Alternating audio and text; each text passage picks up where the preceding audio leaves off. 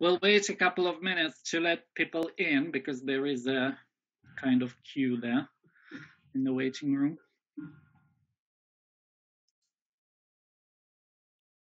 Yeah. Some people are still arriving.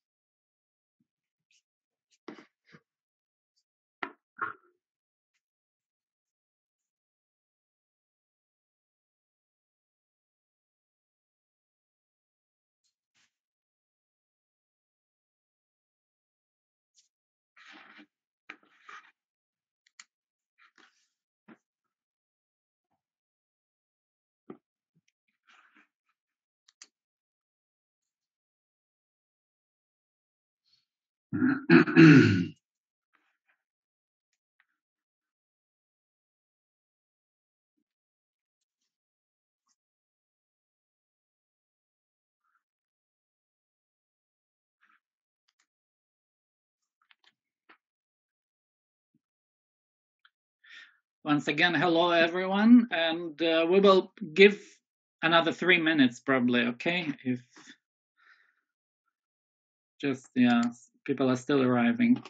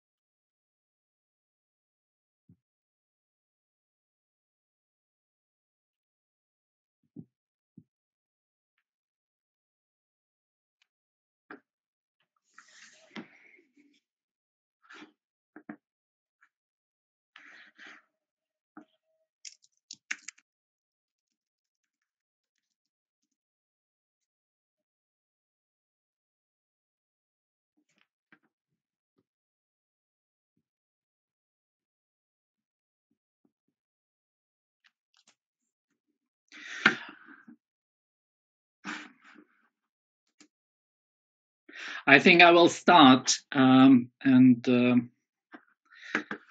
people are still coming in. Okay, so we welcome everyone. This is an event organized by the Center for Intercultural Mediation at the School of Modern Languages and Cultures at Durham University. Every year we conduct various types of events, and among our guests we have a number of leading translation and interpreting studies scholars. This year we're having a virtual series. It's our attempt to stop complaining about the pandemic-imposed restrictions. We feel we should try and see what can be done in this situation. And there is at least one good thing that we can do now. We can benefit from the time when the academic world has become so much tighter and much more travelable. These days, it is easier to organize talks, roundtables, discussions, meetings. So the Center for Intercultural Mediation goes global. Today's session is the second talk of the new series that we've organized, entitled The Evolution of the Conceptualization of Translation in Translation and Interpreting Studies. It is an attempt to reflect on the recent advances in the discipline and beyond. We'll explore various dimensions of this evolution.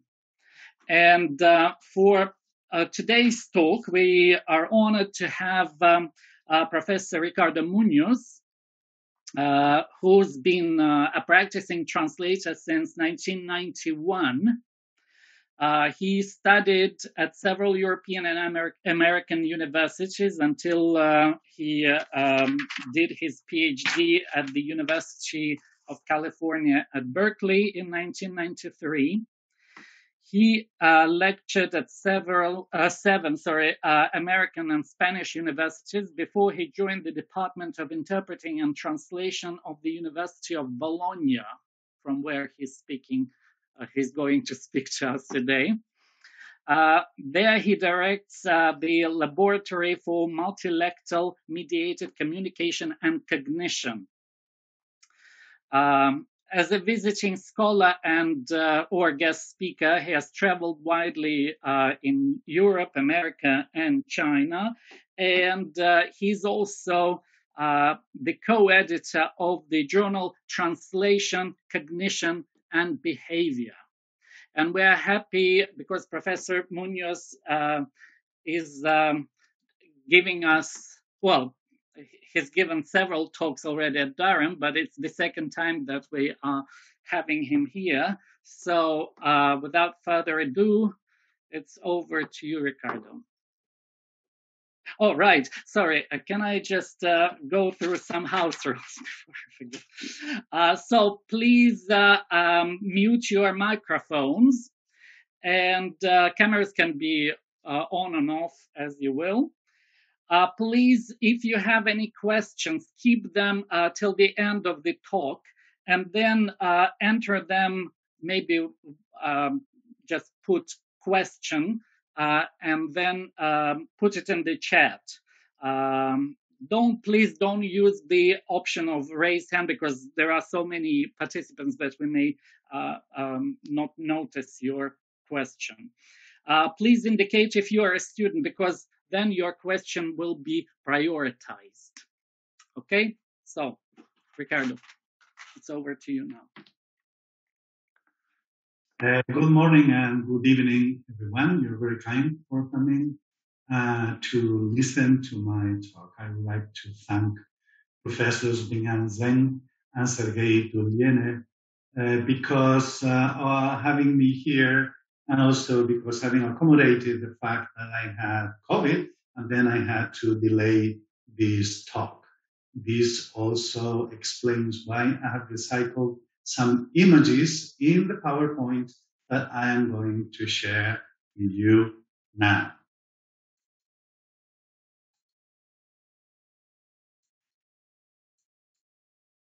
Okay, as you can see, the name of my lecture is on science, cars, and their drivers, the evolution of the concept of the conceptualization of translation in cognitive translation and interpreting studies. Perhaps I should have said on science, tools, cars, and their drivers, and that I will explain in a minute. This is more or less what I'm going to talk about. That's the structure of my talk.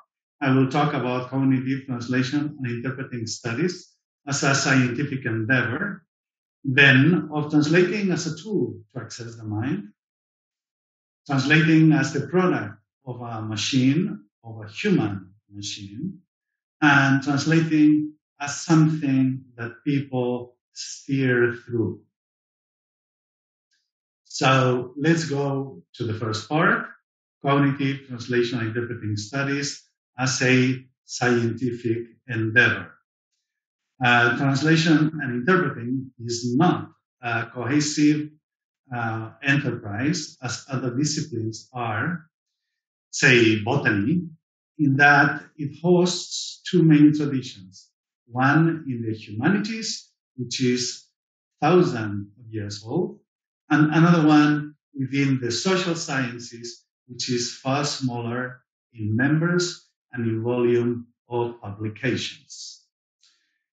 Cognitive translation and interpreting studies belongs in the second group, in the social science group, together with history, sociology, psychology, anthropology, pedagogy, law, linguistics, and the like.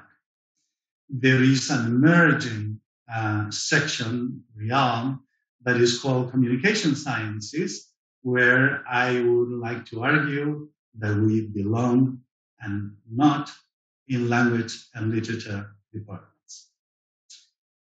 Cognitive translation and interpreting studies also belongs to a set of disciplines converging into cognitive science. You have the typical list there. I will show it later on again in a slide. Philosophy, anthropology, neuroscience, etc.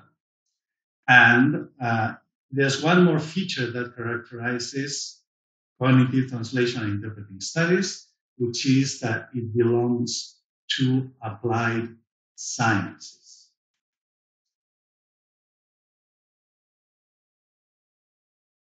This means that whereas basic sciences strive to describe, explain, or predict phenomena in the natural and in the social world, applied sciences aim to use the knowledge and methods of basic sciences to achieve particular, practical, or useful results as socially defined.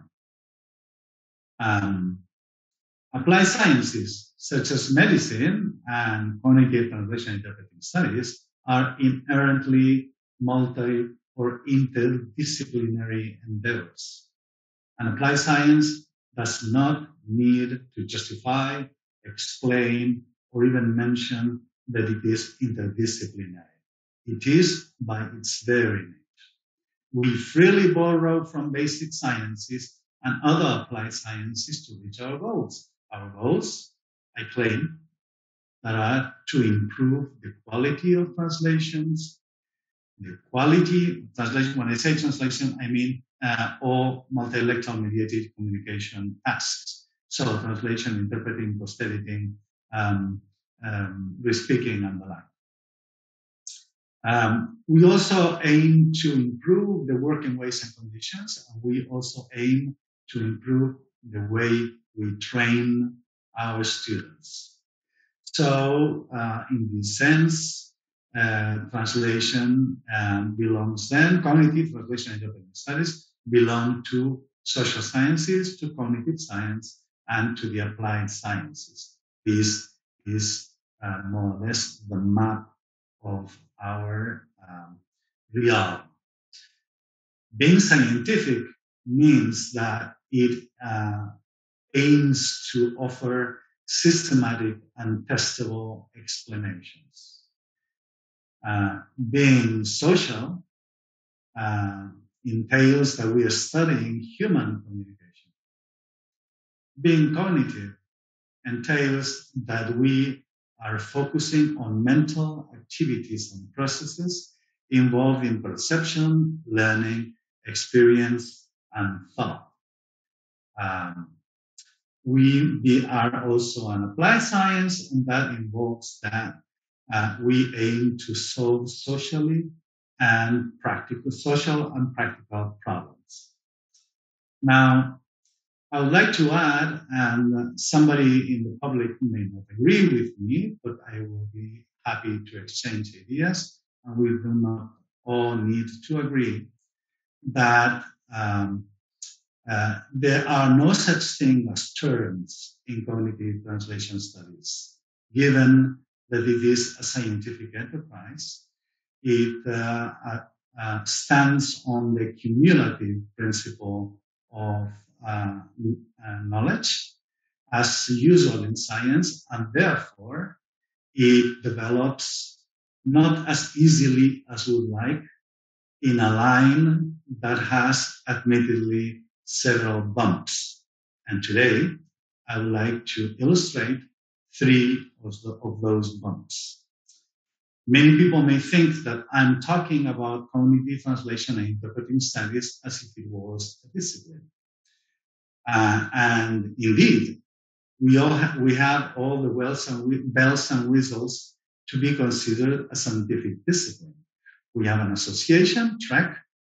We have a journal, Translation and Cognition and Behavior. There's another one in China that has just been launched. There are a few devoted international conference series, like the one by the Stick in Macau, and the one by Trek. Let's say TIC 3. Let me make some advertising. We will open a second call for papers, and the TIC 3 conference will be here in Forli next November. There are many research centers. There's CREET at Kent. There is the STIC. There is Letra at Belo Horizonte. There is the NC2 lab here in Forli, and there is at Traco in Galmestein.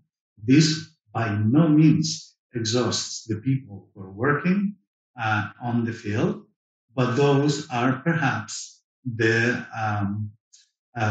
collective structures that are more often quoted. We even have a distinctive working and publishing behavior compared to translation and interpreting studies as a whole, as argued by Olaya Soler, Franco Aichela, and Rovira Esteva, 2020. However, arguing that CTIS, Cognitive Translation and Interpreting Studies, should be a discipline or a subdiscipline would definitely, in my point of view, miss the point. We have accumulated too modest results to go bragging to our colleagues in other areas of translation and interpreting studies. So let's move on. And I'm going to talk about the 3 bumps I told you about, which is conceiving of translation as a tool to study the mind, conceiving translation as the product of a mechanism that is in the mind, or conceiving translation as something people do with the mind. There we go. Studying translation as a tool to understand the workings of the mind. Olaya Soler and his colleagues trace the remote beginning of the publications of cognitive translation and interpreting studies to this article, Beiträge zur Psychologie des Übersetzens, which appeared in Zeitschrift für Psychologie in 1910. There was the author and researcher was Gabriele von Watensleben, and she had 4 informants translate 50 words or sentences from Latin into German. Now, the subjects were given groups of rare Latin words to learn with different repetitions, and then they were tested. So her goal was actually studying learning, not really translation. However, I would like to claim that the first studies of cognitive translation and interpreting studies might be slightly older. Actually, I think they are from the time of James McKee Cattell. He was the first American PhD in experimental psychology, which he obtained in 1886 in the Leipzig lab of Wilhelm Wundt, right where experimental psychology was born at the time. Francis Galton, a British psychologist and the founder of psychometrics, had published some articles on word associations in 1883. Cattell, back in Leipzig, started to record data on simple mental processes and reproduced part of Francis Galton experiments, such as the time informants took to read a word or to translate a word. Once he was finished, he went to Britain. He was awarded his PhD. He became what we would define now as a postdoc in Great Britain with Francis Galton, and he reproduced his experiments by this time translating words from L1 into less common L2s. That was in 1998. Cattell must have been familiar with non-professional translation, himself being a foreign graduate student, first elsewhere in Germany, then in Leipzig. But he was also somewhat familiar with interpreting because a note has survived where Wilhelm Wundt asked Cattell to serve as an interpreter for the visit of Alexander Bain in the Leipzig laboratory. So I haven't been able to get a hold of any publication that proves this. I only have the news, but I have already requested help for people to look at the journals Philosophische Studien, the journal founded by Wilhelm Wundt between 1883 and 1886, where Cattell published 6 articles, and also perhaps there are adaptations in the UK journals Mind and Brain. Again, Cattell, following Wundt, was interested in linking physiological and psychological phenomena. He was not interested in translation. But what is really interesting about this is that cognitive translation and interpreting studies, actually their remote precedent, can be claimed to be at the very birth of experimental psychology, and actually earlier than linguistics, whose birth is customarily set in 1916, when Charles Bailly and Albert Secher published their notes on the classes of Ferdinand de Saussure in the book Cours de Linguistique Générale, Course of General Linguistics, after Saussure had died. So Olaya Soler and his colleagues are still right stating that the oldest publication we know is that from Gabriele von Bartelsson. Now, after the Second World War, because we have here a big gap that is because of behaviorism and the First World War and the 2 Great Wars. In the aftermath of the World War II, and inspired by the progress on encryption, because machine translation was necessary to understand everything that the other political bloc in the world was doing, machine translation received a considerable boost. In view of the growing army of translators hired by government agencies and private scientific institutions, they soon realized they could not cope with the also ever-growing amount of publications both Russians and Americans wanted to read from each other. So Warren Weber suggested, as you can read there, that translating was pretty much the same as deciphering language code. In 1951, Yehoshua Bar Hillel was appointed the first full-time researcher to work on machine translation at the MIT. For him, translating was quite simple. It was a grammatical analysis through 3 components: the analysis of source language words, distinguishing roots and endings, the identification of small syntactic units within the sentence, not at sentence level, and the transformation of SL sentences into TL, target language sentences, because the generation of the new sentences also entailed reorganizing the elements that had been identified in step 2. So Warren Weber and now Yehoshua Bar Hillel also thought that languages had universal features and a common underlying logic.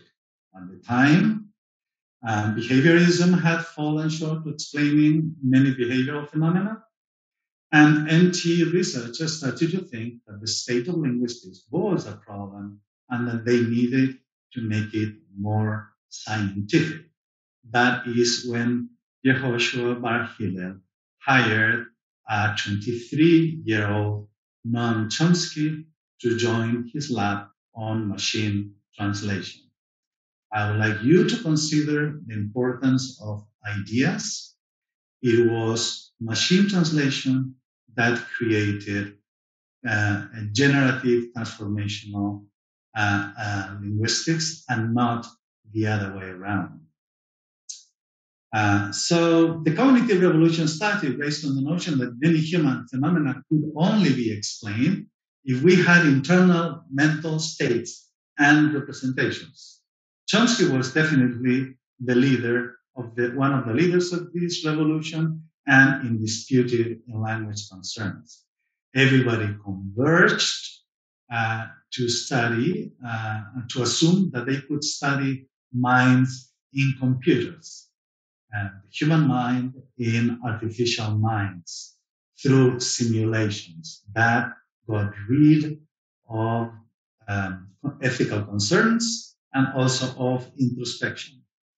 The mind, as a computer program, will be composed of several interacting parts of modules.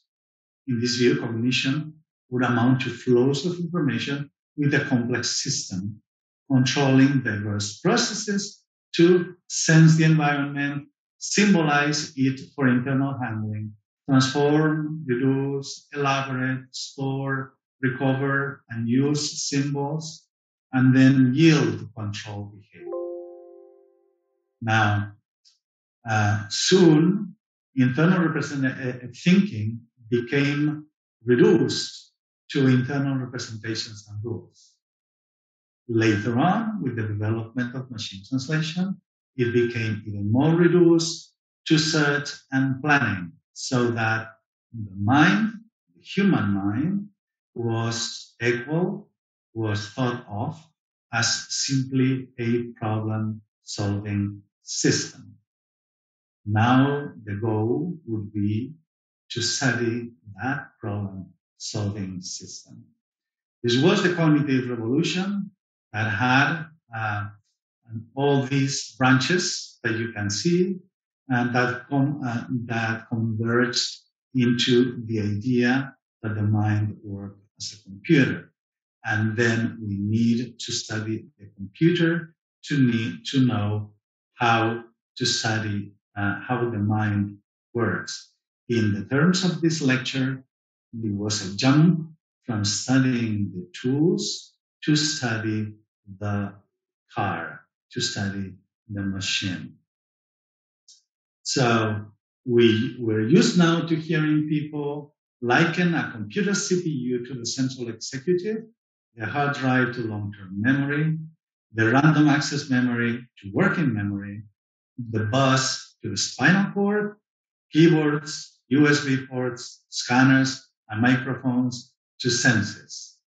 This analogy makes it easier to suggest mechanistic explanations of the mind, that is, descriptions of the way it works in terms of its parts and processes, which are causally interrelated.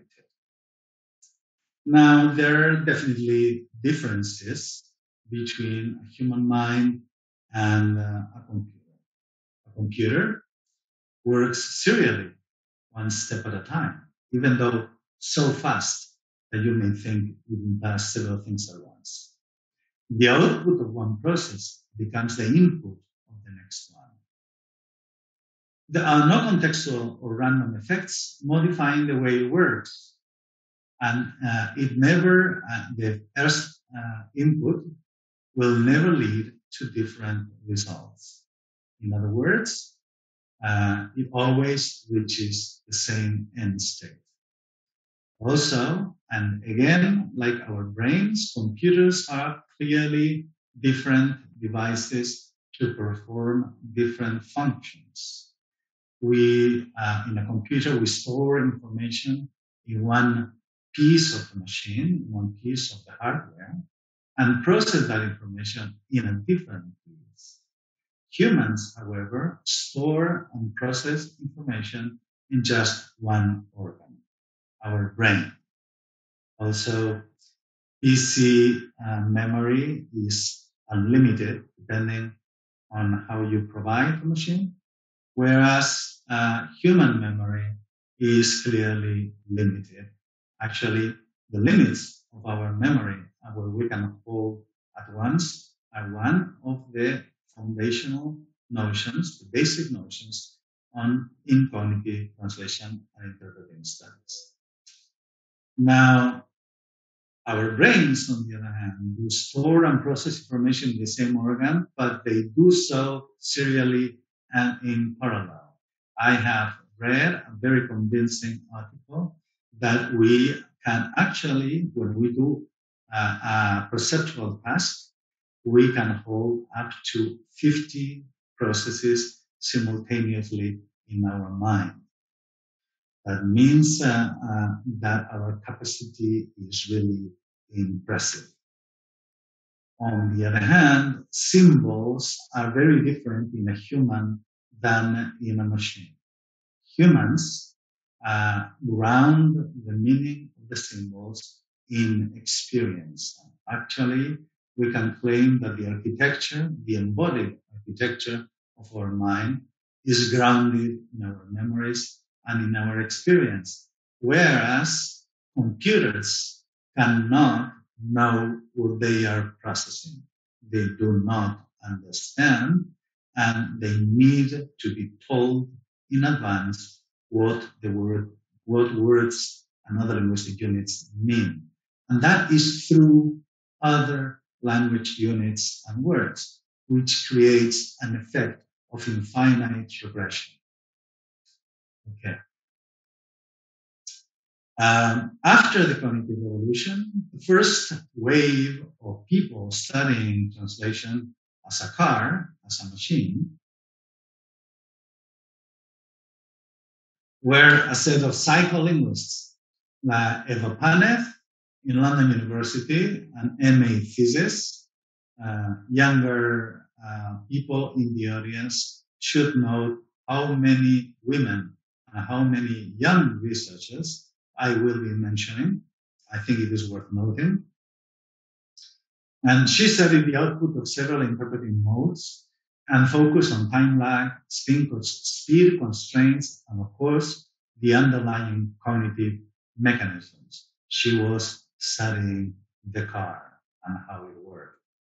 Also, Pierre Leron and Hubert Monton in 1965 in the University of Paris 5, René Descartes, studied qualitative and quantitative features of source discourse and target discourse, and they did it both in naturalistic and laboratory conditions, and they did it with paragraphs, with sentences, and with isolated words.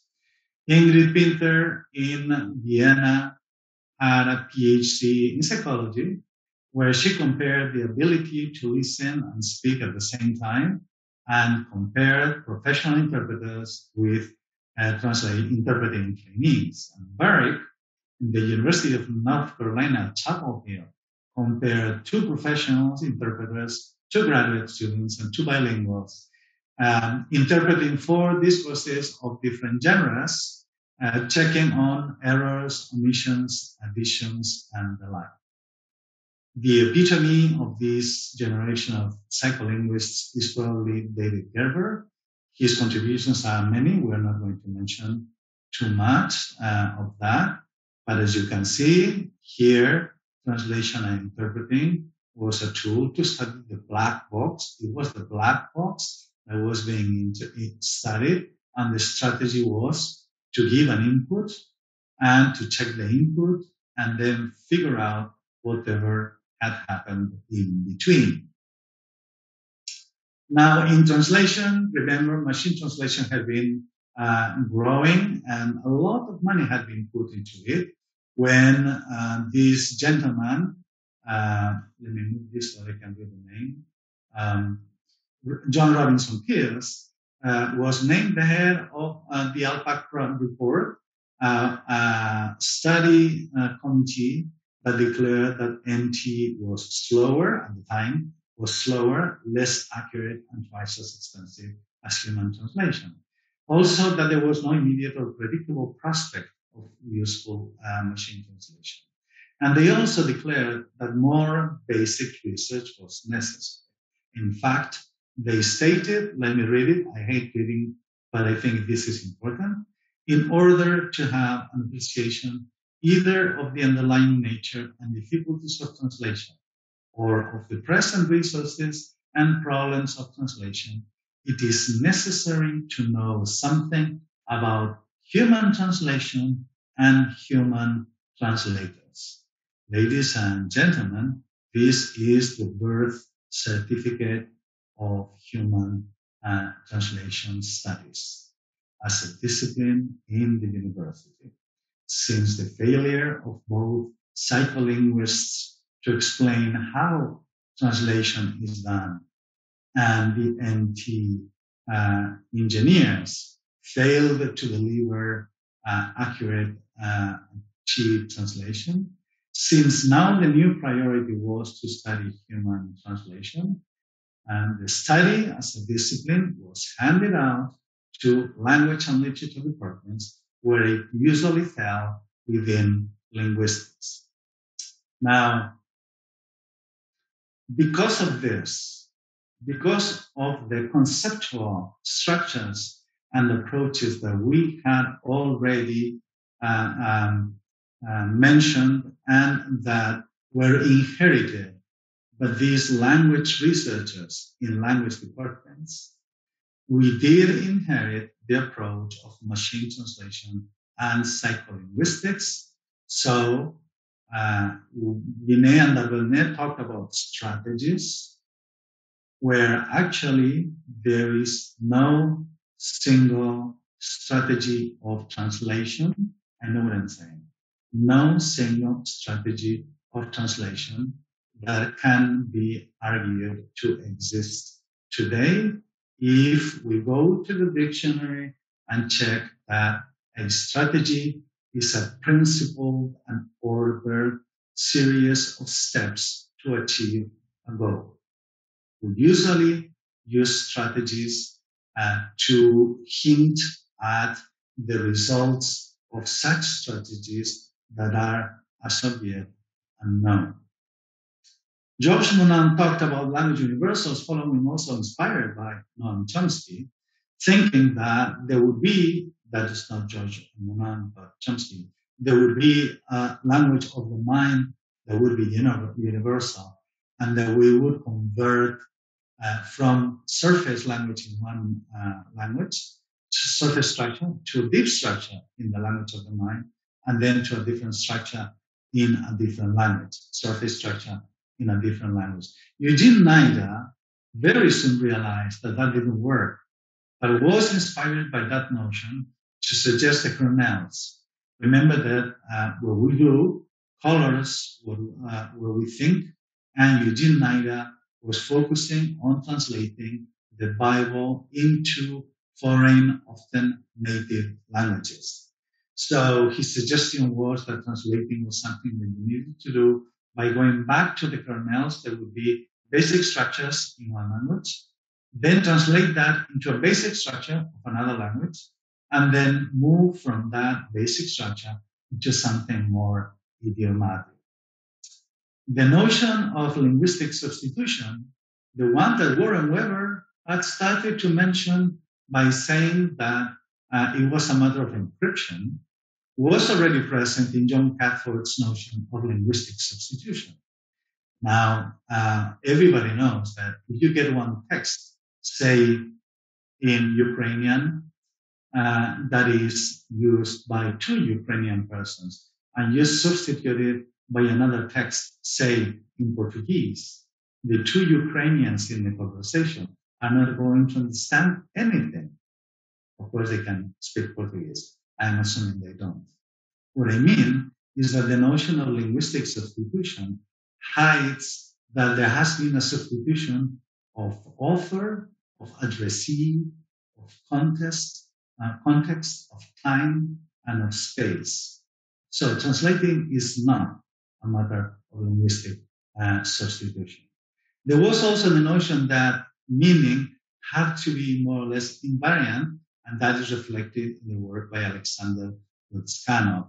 So as you can see, all the first translatologists, I would say, had inherited notions and views from machine translation and psycholinguistics, and they were focusing on the way the machine works, on the way the car works. Now, the first wave of translatologists can be said to have been that of the Leipzig school, and they were focusing on equivalence, translation units, and strategies. I already talked about strategies. Let me mention that what I mentioned about meaning invariance, about the fact that the meaning is embodied and grounded in our minds, that words have no meaning, and that meaning never leaves our skulls, led to the need of establishing equivalences between language segments. So equivalence was an inherited problem when actually humans don't usually have many problems, given that they have enough language command to establish provisional hypothetical equivalences between different language segments. Translation units was also an inherited problem. It was inherited a problem because computers do not understand where does a plurilexical expression end or start. That, again, is something that humans don't have any problem with. We tend to chunk things correctly. Let's say one bird in the hand is worth two in the bush. There will be very few people that will break one bird in the hand is worth two bush. I don't think that is very plausible, very likely. So this, our first wave was linguistic, was unempirical, and was introspective. Now soon the second wave, where we can really, I think, trace the real origins of cognitive translation and interpreting studies the way they are now, is this second wave where translation is seen as problem solving carried out by this machine we have on the mind. This is still the majority way of thinking in cognitive translation and interpreting studies. Check that between the two quotes of Gadius Rose and Siden and Hakkarainen, there are 20 years, but many of you who are listening to me now do still think that translation is a problem-solving endeavor, something that I would like to argue is not correct. Now, let's see the problems with problems. Each translation problem, we have been told, is sui generis. There are not very many ways to actually abstract away common traces in many translation problems and say that they have the same strategy to solve them. That is something Lepi Halme tried, and actually I don't think it was too convincing. This leads to the question, problem-solving findings are generalizable, or are they trivial in that they are unique instances that cannot be likened to each other? I like to be polemic. Outside their usual domain, experts' problem-solving capacity declines. So we should wonder whether this problem-solving is linked to the task and rather than to the mind or the car. We also know that with relevant and feedback experience, professionals and especially experts, not necessarily professionals, find fewer and fewer problems in what they do. So the question is, Are experts not translating? Or is it simply that finding fewer problems is a mark of good translating, because translating might not be simply a problem-solving endeavor? Can we find the differences elsewhere? Okay.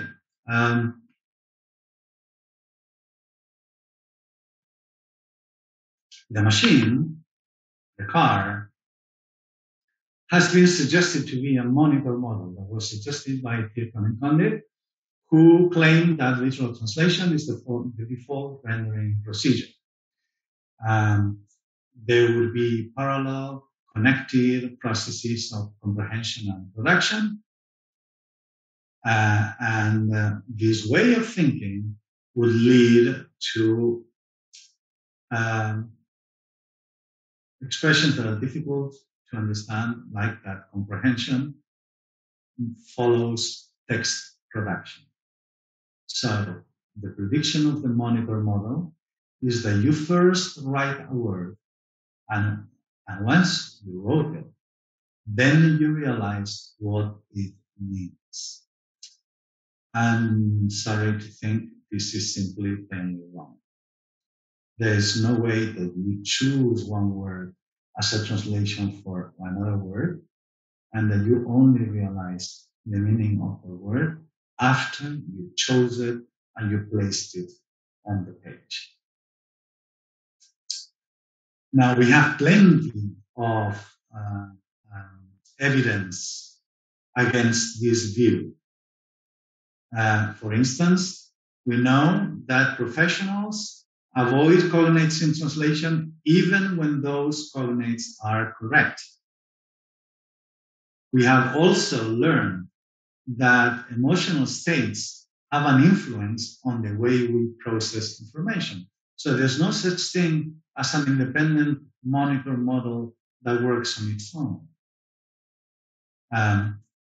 There are also more fixations in translating than in other kind of tasks than with texts.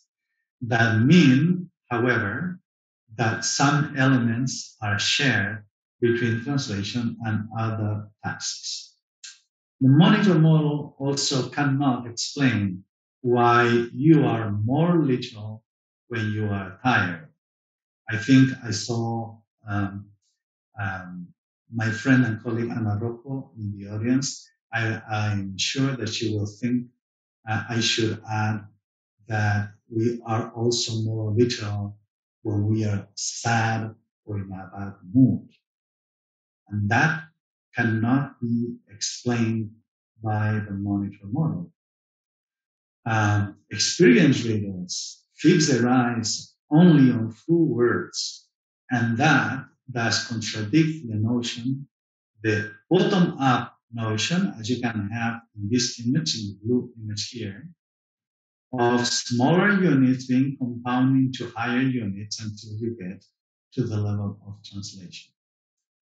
Now, what is here actually very important is that the Monocle model is ignoring totally the fact that our minds work in two different ways. One, they are correct, bottom up, but there's another one that is top down, where we predict what is going to happen so that we can activate the potentially correct information in our minds. If we only had, as the Monocle model claims, or seems to claim, or doesn't say anything about, if we only had bottom-up processing, then we would literally be stalled by our needs of processing. We would not reach the point to be able to do any complex behavior at all. In fact, there's a psycholinguist that says, a neuroscientist that says that this notion of information being represented as symbols put in places from which they can be later retrieved, moved from one place to another. This is the theory of a 5-year-old expressed in only slightly more sophisticated terms. In fact, I would like you to consider that there is no such thing as transfer in translation. Transfer because nothing gets moved from one place to another one. I am, of course, willing to admit that we can use it in a metaphorical way, but that is more a matter of the humanities approaches than of the scientific approaches. In science, we should mean what we say, and we should say what we mean. So, given that studying the car is not very successful, and maybe we should study the driver to explain how we drive. In fact, when we were handed down the discipline of translation studies by machine translation engineers and by psycholinguists, we were asked to explain how do people translate. And it is a matter of debate whether explaining how the mind works is the same as explaining how people translate with their minds. So rather than studying the machine that you have here, we should be focusing on the driver. We should get the person back in his context, in their contexts. We should also consider all the environmental influences that people have when they translate. And we should study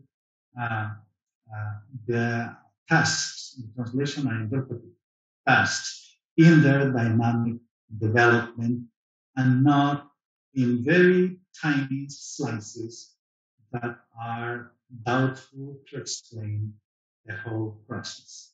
In fact, I have claimed that most of the studies that have been done in translation have explained how people start to translate, because you usually need 100 to 200 words to contextualize the translation, and most research projects have had texts that are shorter than that, meaning that they have not focused on the real natural translation flow, but just at the beginning of the translation. So human mental states are ephemeral. You cannot really talk about one state after the other. The notion that we can talk about translation step by step is wrong, because human mental processes are continuous and are simultaneous. So we really need to get rid of a lot of the conceptual apparatus that we have been entertaining in cognitive translation and interpreting studies. Let me underscore that I'm not talking about all translation and interpreting studies, and I'm not saying anything about how translation and interpreting studies should work. I am only talking about cognitive translation studies, which is what I study and what I hope I will one day learn about. So differences in cognitive translation studies, like meaning versus sense, connotation versus denotation, or literal versus figurative meaning, are simply meaningless. They are empty, and they are actually problems. Take, for instance, another concept like the mental lexicon. We are borrowing very often acritically Notions from psychology, like the existence of a dictionary in our mind. This dictionary would have word form presentations, would have essential meaning or semantic information, and would be a sort of general world knowledge repository. But what do we do with morphemes? What do we do with symbolic elements below the word? What do we do with irregular words? And does the dictionary have all lemmas, or only the ones that we know? Do all word forms are part of this mental lexicon? Do we have a separate store for oral word forms and written word forms, like some models of memory claim? Do we have one mental lexicon for language reception and another one for language production? Do we have a mental lexicon for L1, L2, and L3? Okay, let me make a spoiler. My claim is that we do not have a mental lexicon. Our words, language units, not only words, are points of access to elements of meaning that are together in our minds by virtue of experience and by virtue of being called upon by these language units. In fact, lexicon, morphology, and syntax are a continuum that cannot be separated. Learning a language, like Langeper said, is learning a lot of ready-made and plurilexical expressions. So, furthermore, neither syntax nor the lexicon can be separated from world knowledge, which means that conceptual knowledge is encyclopedic. There's no such thing as language meaning separate from world meaning.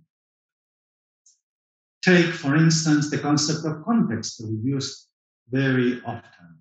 I want to spare reading you the quotation because it is long, but let me tell you that context usually meant the text that was before and after the element that we wanted to assign meaning to or to think about. But Bronislaw Malinowski changed that and coined the notion of context of situation to use to define what we now call context, which is the whole information we need to understand something. Now, what's funny is that this was published in 1923, and nobody seemed to have noticed that Malinowski was not offering the context of situation. He was offering information about the context of situation.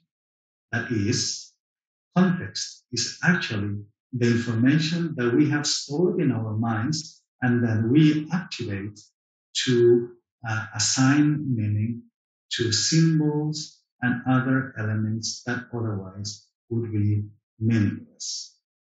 So if we think of the human being who is translating, if we think that there are things like an economy of effort, as expressed in the Minimax strategy by Levine, if we think of memory as only one vast memory store that can be activated and used in different ways, if we think of language forms and language form representations as pointers, and that learning how to translate actually modifies our entrenched cognitive routines, then we will understand that the way neuroscientists explain how do we process words actually makes a lot of sense. We first activate all possible patterns of meaning, that's in like 200 milliseconds. Then we inhibit all those that do not seem to be pertinent for what we perceive is correct in that context that we have activated in our mind. Then we may or may not have default translations, as Sandra Halverson would argue, which are the translations that we learn that are usually correct. But of course, depends on language proficiency and expertise. And interestingly, it also depends on motivation and mental fatigue. Remember, car drivers may drive for 1,000 miles, and you would think that they would be very tired, but most accidents happen within a mile from your home. So motivation and mental fatigue, together with distractors, are things that we should be considering more than we do when we study multi-electoral mediated communication tasks. Let me forget about that. We needed to clarify our conceptual spaces, and we might want to do it with Occam's razor. We have cognitive load, cognitive demand, and cognitive effort, and they're used as if they were synonyms, and they should not be. Cognitive effort might be the effort of the subject, of the informant. Cognitive demand might be related to tendencies in the task or in the text, and cognitive load might be understood as the difference between cognitive demand and cognitive effort. Krings talks about mental effort, time effort, and mechanical effort. But what is time effort? Are we really doing any effort when time goes by? Is really a longer time the same as having more difficulties translating? Is the mechanical effort also something that is different? How can we count it? Because so far we have been measuring mechanical effort by letters, when we all know that different suprasegmental features and key combinations should be taken into account. We know now that problem solving is not something we only do in process. And actually, we know that processes are not only for problem solving. And we need to consider something in our research and getting to a close that I think should change the way we think about our research. We tend to think that the translator is one person, but more and more translators are teams.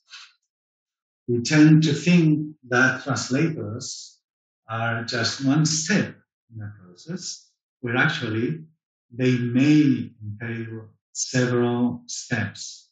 And let me check my notes to give you some examples. I forgot.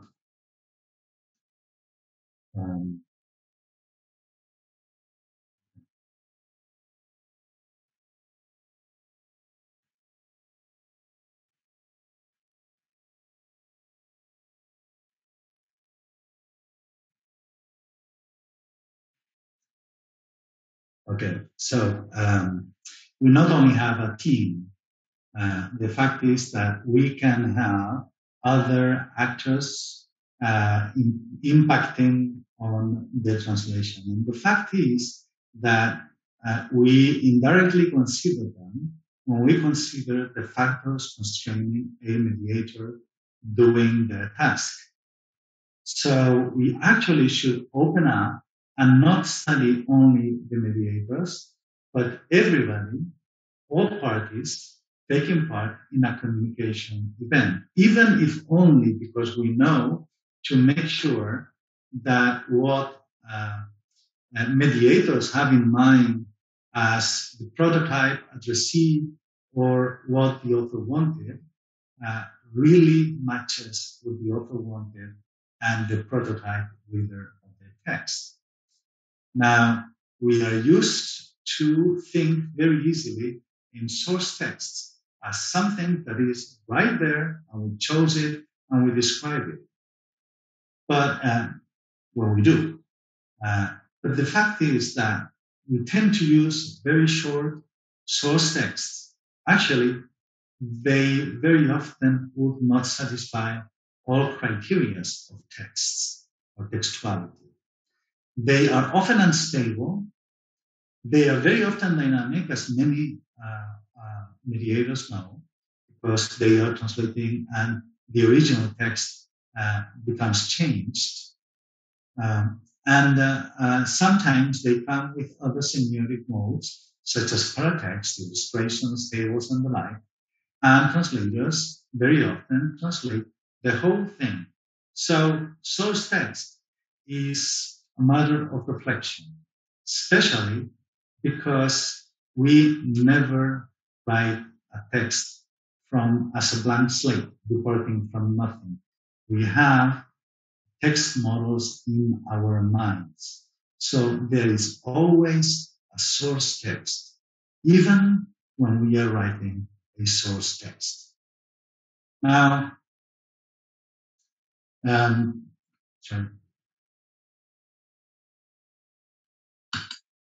target texts are also multiple.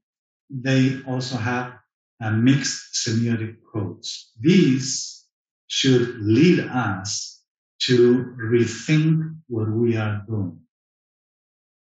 We have been talking about cognitive load management, but there's very scarce research focusing on planning, evaluating, and monitoring. Not evaluating translations or monitoring translators, but about how translators, interpreters, and the like plan, evaluate, and monitor their solutions. We also forget that people have, or we want to think that they have free will, and then they take decisions and plan and steer their behavior. So there is likely to be a significant metacognitive component in the translation task, as Shreve stated in 2006. I'm finishing, and I would like to ask the audience to bear with me for a minute, because I would like to ask, to suggest that we need more rigor in our research. That means changing the big picture, but also quite explicit and detailed methodological variations or improvements. For instance, we need to define task models. We need to, when we talk about a research or an experiment on translation, on post-editing, on consecutive interpreting, on re-speaking, we need to know that we're talking about the same, that we are referring to a model of behavior that is close enough to reality to allow for generalizations, and yet simple enough to be reproduced even in experimental conditions. We need to enlarge samples. It is true that now our Chinese colleagues usually have larger samples, so they can claim to be able to generalize things. I find it difficult to believe anyway, because there is no such thing as a homogeneous worldwide translator or interpreter population that we can generalize to. But the same happens in medicine, and they have been able to generalize. So we should be able to do it too. Perhaps we should go more into longitudinal intra-subject studies, given that there are so many strange variables and confounders. We definitely need mixed methods. The big picture I was talking about is the big picture that we can get through anthropological research, very much in the line Analyst is doing. We need that first, so that later on we can apply mixed methods to measure things. Unless we learn what we really need to measure, we're going to walk in circles. Because of that, those task models should also move research a little bit longer into workplace research. We also need to bring the world into the lab. Jacobsen very coherently argues that translating in a classroom feels close enough to translating in a translator's world. But we can also, those that like smaller points to check, could do it in the internet. I usually focus on I'm sorry,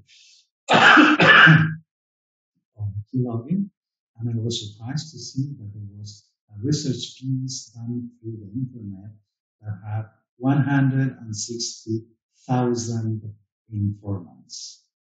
This is the kind of endeavor those focusing on very small points might, with verifying granularity, might be able to reach and teach us all. Finally, we have been comparing people, we have been comparing different stages, but only now we are starting to compare tasks. Professor Zeng is about to publish an article on comparing sight translation with silent reading. There has been some research now already comparing different tasks, but we need to pursue and foster research comparing tasks.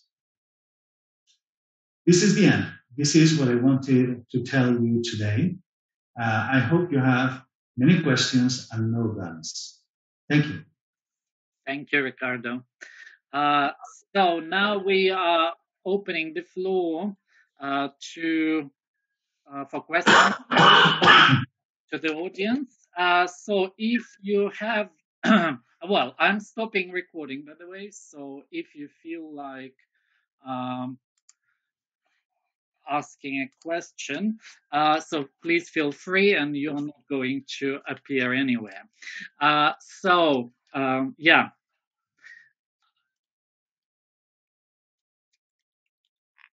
If you have a question, so just put the word question maybe in the chat and we'll ask you.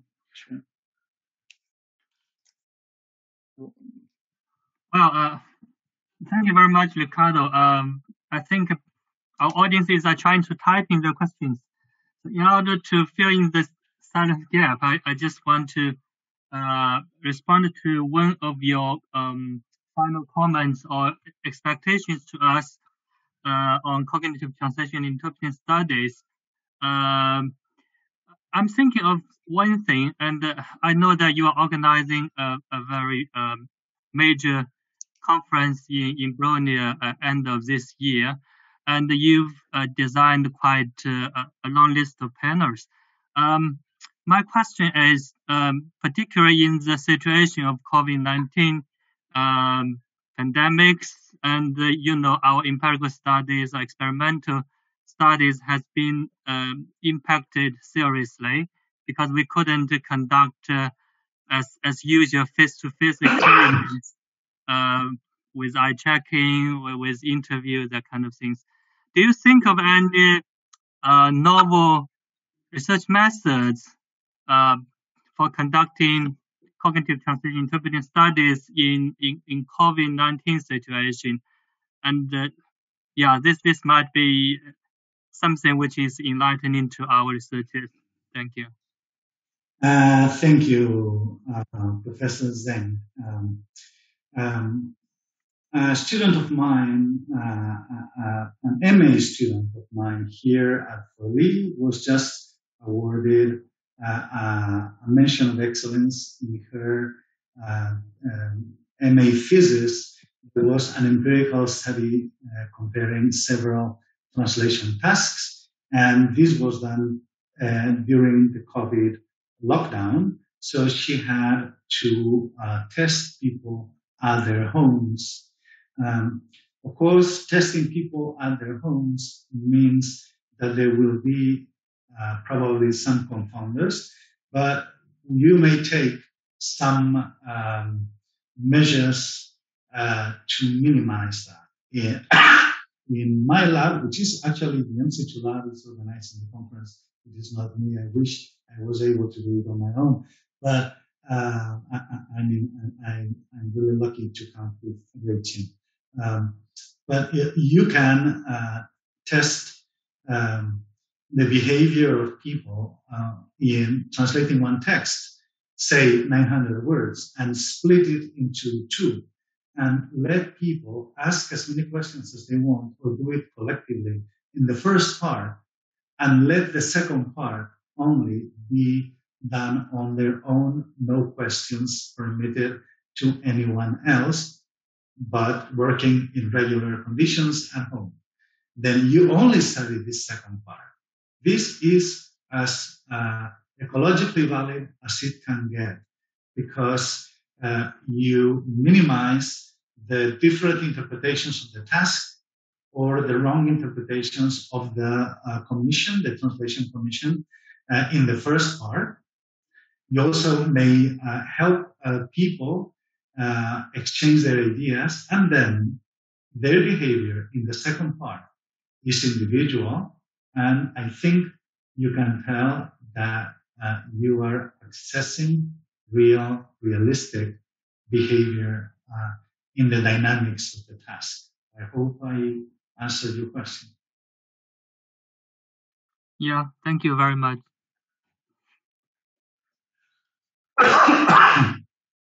Any more questions?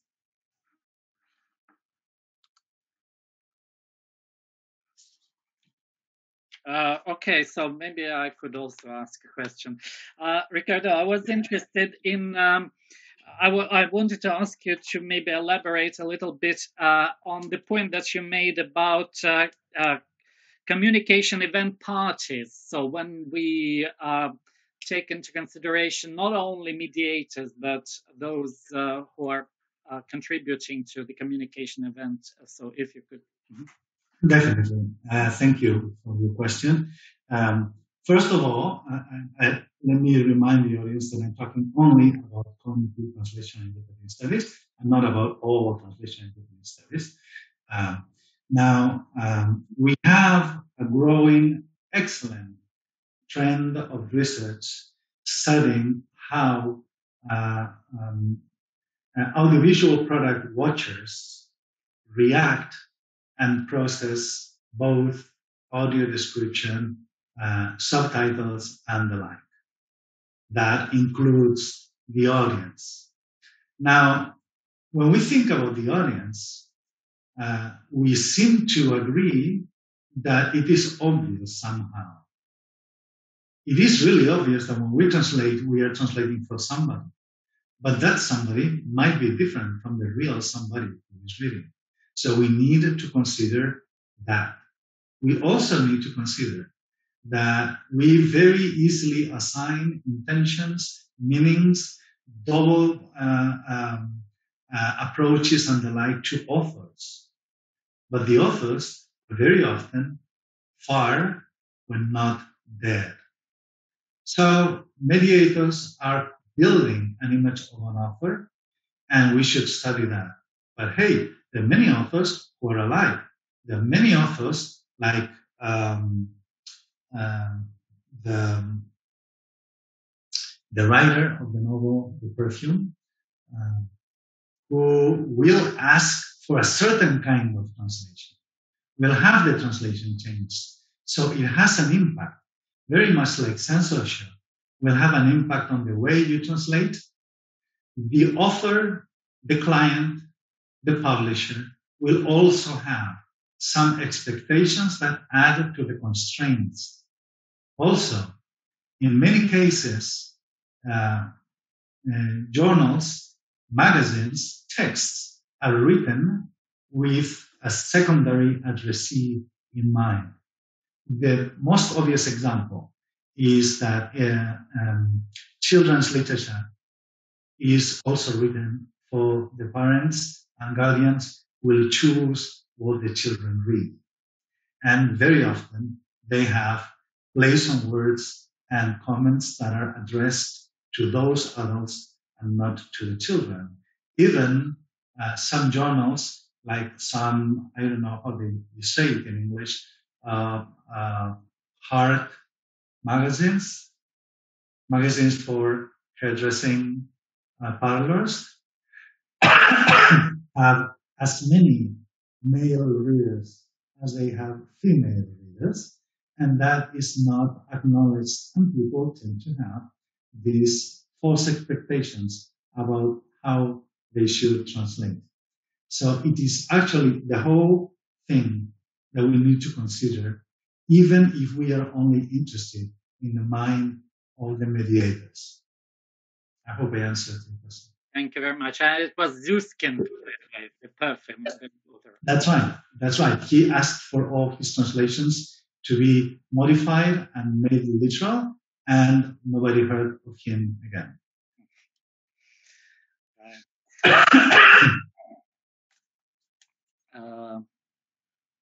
So there is a question from Felix do Carmo. Yes. Yes, I thank you, Felix, for your question. Hi. Didn't see you since Hong Kong, I think. Yes and no. The question is whether neural networks are good models of the brain, making neural machine translations from models of the translator brain or of the translation process. For that, my answer is no. No, in two senses, but let me elaborate. Neural networks are reproduce just one model of the several neural networks that we have in our brains. Neural networks, let's say artificial neural networks, do not change over time unless at the beginning they learn on their own, of course. But you need to give them positive feedback at the beginning, which human neural networks do not need. Interestingly, out of the 20 or so ways, different types of neural networks, the connection of these neural networks are as many with other kinds of neural networks than within the neural network. And that is something that does not happen with artificial neural networks. So in this sense, they resemble a very little part of neural networks. Now, that said, that does not mean that neural machine translation is not excellent. It is a great help, and it is definitely the best we have now to support our work. That has nothing to do. It's just a conception. What I am claiming is wrong, rather than the workings of it, because it does work as a series of inputs and outputs in a structure. So that is totally fine. But it is like artificial intelligence. Is artificial intelligence intelligence? Well, no, it is not. Because first, we don't know what intelligence is. And second, when we start to describe everything about intelligence, it turns out that artificial intelligence is just a tiny part of it. Okay, the same happens with neural networks. They work, but for instance, they do not even translate in the sense that they are conscious that the result is a translation of the original. All they do is telling you that there's an extreme statistic likelihood that when in one language that word appears here, in another language there's this word that would be the best. So you probably usually need a human to read it and say that yes, this is correct, because neural networks cannot take in intentions and the environment. In that sense, they are different from human neural networks. I hope I replied to your question, Felix.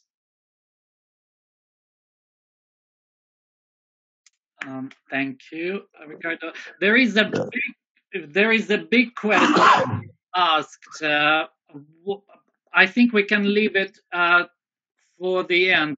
So the question was, how do you think cognitive linguistics will shed light to translation studies? I suggest to leave this for the end, and I will ask Binghen to ask a more specific question, probably. All right. I can see them in the chat. Oh, okay. Yeah. Okay, this is my question is, do TPR scholars need theoretical frameworks for empirical research? The answer is definitely. Now, how can you do research with no theory? Now, let's see. We have reality, your explanation of reality, and you're testing your explanation of reality. Whatever you say, whatever you find in your research, it will improve, modify, or simply discard your theory. Reality will still be there the way it was before. So empirical research is an interplay between theory and data. Data prove and disprove your theory. It does not do anything with to reality. If you think you can do research without a theory, it's very much like trying to cross a river without knowing how to swim and without a boat and the bridge. Just try it. There is, thank you for, may I ask you any suggestions about finding use of cognitive research into practice, like translation training? Very good question. Ji Xiaohui, we have made a much better job in transferring our notions of cognition to the interpreting realm, to training interpreters, than to training translators. There are elementary things like how long does it take? How many exposures do you need to have a notion of a text type in mind that we don't know?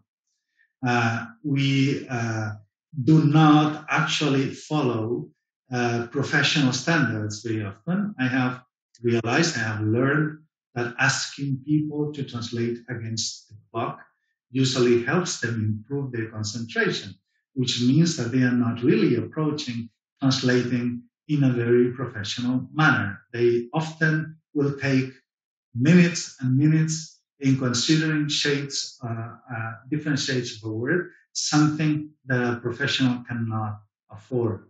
So yes, I think that we can apply many things. We're still at the beginning.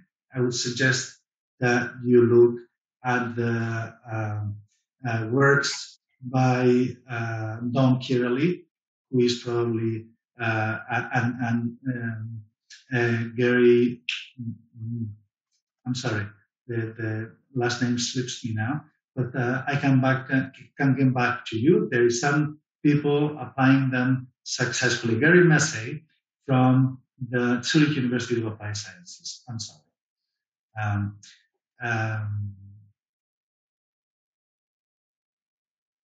Then I think the question is about cognitive linguistics and translation studies. Okay, so can cognitive linguistics contribute to cognitive translation studies? Yes, of course. Is cognitive translation interpreting studies part of cognitive linguistics? Definitely not. We're studying people and the way people behave. And there's nothing in linguistics that will tell you how people behave or how people are or how people are influenced by the environment. Those are psychological answers. I know that Liu Qi Wang, I know that in China you distinguish between a cognitive linguistics strand and a psychology of translation strand. But the fact is that none of them separately are enough. They can only provide partial explanations and partial descriptions of what we are interested in. That is why our framework of reference should be above, should be cognitive science, including not only linguistics and psychology, but also computer science, also anthropology, and also philosophy. I think that's it. Yeah, well, Huang Jia has a question, right? Hi, Professor. I'm a student from UCL, and I'm interested in reception studies in audiovisual translation.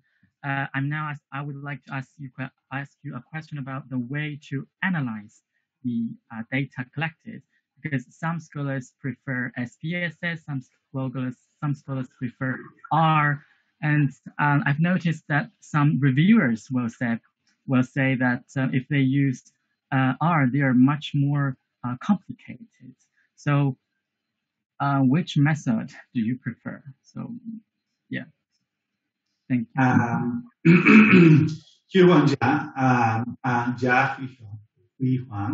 I am really sorry you touched in my soft spot. Most of us were people in the humanities that are striving to become scientists. And through our lives, we had so much to see that we did not learn everything. I am totally full ignorant relating to statistics. So I am unable to reply to your question. Some people in my team might be able, like Christian Olayasoler or Serena Giseli, might be much more able to reply. You have some comment about R, and it is true that R, like Bayesian stats, seem to be very complicated. I would simply be happy if people use just descriptive statistics and they did it right. Because the problem that we have is not that we follow one statistical model or the other one, but that we very often carry the analysis wrong, or we very often choose the wrong type of statistical analysis for our data. So I guess the future belongs to Bayesian statistics and to R. And since you look quite young, I'm very happy to hope that you will be able to master it. The problem, though, is not the kind of stats that you choose, but rather that they are the ones that are adequate to your research question. Thank you, Ricardo. Yeah. Well, I'm conscious of time, so I would probably now again read the question that was asked earlier. And that I think will help us to link this talk today and the discussion that followed back to the main topic of this series, the evolution of the conceptualization of translation interpreting studies. So the question is, what do you think about the light that cognitive research may bring to our understanding of translation interpreting studies as a discipline? Okay. We were handed down a question at the beginning of the discipline. Actually, before translation and interpreting studies existed, cognitive translation and interpreting studies with different names already existed, because we were handed down the question of how do people do it? So our realm is the how. This should have an immediate impact on the way we train. It should have an immediate impact also on the way people work. I am surprised to see that older people will split the screen vertically, so it has the original on the top of the screen and the translation at the bottom. But an increasing number of students will split them vertically and have the original on the left and the translation on the right. This has consequences. Every time you move your sight away from the screen, you actually have to recontextualize and refine the point where you were, and that has a price. So these minimal behaviors might help us learn how to improve translators' behavior at work. For instance, I think it was Teixeira and O'Brien who proved that in a company they had 2 screens and they never used the second screen. They even would put a program there in case the boss went by, the supervisor went by, and they were not using it. So that means that the conscious that moving their eye away from the screen is not very good. Also, O'Brien and Ehrensberger, though, have talked about cognitive friction. Many programs are designed without having many programs that we use in translating, or also in machine translation or computer-assisted translation, are not designed with human testing. The supposed human in the loop is just lip service for programs that are sometimes really inconvenient. We should be able to improve that rather than asking people once and again, why do you hate post-editing? Why don't you like me? Right? That is not our question. Our question is, how can you improve the programs? And finally, all these should have an impact on quality. Perhaps now we have one more task that is included in the others, but it is a clearly different one. We have now 5.5 billion people accessing the internet for 5 hours a day. They always find on an everyday basis texts in foreign languages, and they are learning how to use the machine translation services that are free and available on the internet. But they do not have any user education, and we should be able, in cognitive translation and interpreting studies, be able to devise training programs for them to understand the minimum requirements for them to use that correctly. I hope I answered the question. Thank you very much. Well, thank you, Ricardo, for this excellent talk, and I'm thought-provoking also, because I'm sure that those who attended, especially probably younger students, have got ideas that they can further develop. So now I close this session, and let's give a round of applause to Professor Ricardo Munoz for this talk, for this session. Thank you. Thank you very much. Thank you, the hosts again. You're wonderful. And if anybody wants to make any comment or suggestion about this talk, my email is everywhere. You can find me at the University of Bologna or at the webpage of the NC2 lab. Remember that we are organizing a summer school on cognitive translation and interpreting studies in June, and that in November we will have the International Conference of Translation, Interpreting, and Cognition that is in the Trek series. If I'm not wrong, nearby there will be a conference organized by Professor Seng as well. Yes, we do have a conference organized in June. This is put forward as you have delayed, and I put forward, and will be organized in Wuhan University of Technology. I hope all of you who are interested in cognitive translation interpreting studies will pay attention to this conference, and I look forward to meeting many of you to the event in June in Wuhan. Thank you very much. Thank you very much all. Bye-bye. And bye-bye.